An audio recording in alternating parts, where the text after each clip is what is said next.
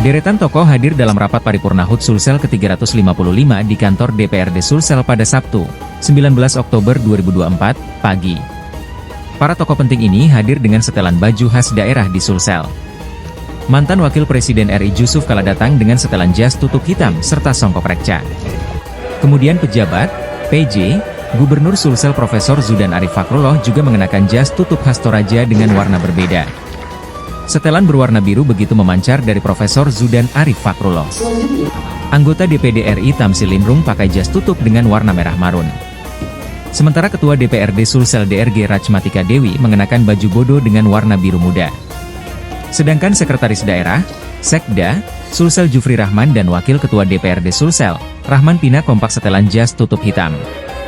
Mereka duduk berdampingan dari Jusuf Kalla, Profesor Zudan, DRG Rachmatika Dewi, Rahman Pina, Tamsil Lindrung serta Jufri Rahman. Dari jajaran tamu undangan, mantan Gubernur Sulsel Profesor Nurdin Abdullah menggunakan jas tutup berwarna hijau. Sementara Andi Sudirman Sulaiman pakai pakaian khas Toraja berwarna merah. Saat ini, rapat paripurna HUT Sulsel dipimpin DRG Andi Rachmatika Dewi.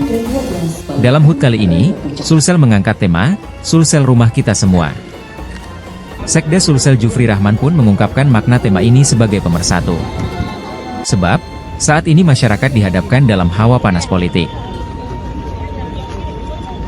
Kita tetap harus berbenah, karena tuntutan masyarakat ke depan semakin meningkat, harapan masyarakat semakin meninggi. Oleh karena itu, seluruh OPD bersama masyarakat, bersama DPRD, instansi vertikal, Forkompimda, kita harus bersama-sama meningkatkan tingkat kesejahteraan dan pendapatan per kapita untuk menuju Indonesia emas. Nah, langkah-langkahnya adalah satu, kita harus mengembangkan investasi, jadikan Sulawesi Selatan ramah investasi. Yang kedua, dana KUR harus dipercepat sampai ke masyarakat. Ini akan menggerakkan ekonomi. Yang ketiga, digitalisasi birokrasi. Nah, ini harus dilakukan agar ASN bisa working from anywhere, bisa bekerja dari manapun. Kemudian yang keempat, yang keempat ini harus bersama-sama membangun APBD sehat, provinsi dan 24 kabupaten, sehingga semua masalah-masalah bisa diselesaikan dengan perencanaan dan penganggaran APBD yang tepat. Dan yang kelima, pengembangan SDM. Maka provinsi akan memberikan tahun ini kurang lebih 1.000 beasiswa S1, S2, S3, dan untuk profesi serta spesialis dokter. Juga ratusan ribu untuk anak-anak SMA agar bisa masuk PTN terbaik. Nah, 5 langkah itu yang akan kita lakukan ke depan. Termasuk sistem reward dan punishment.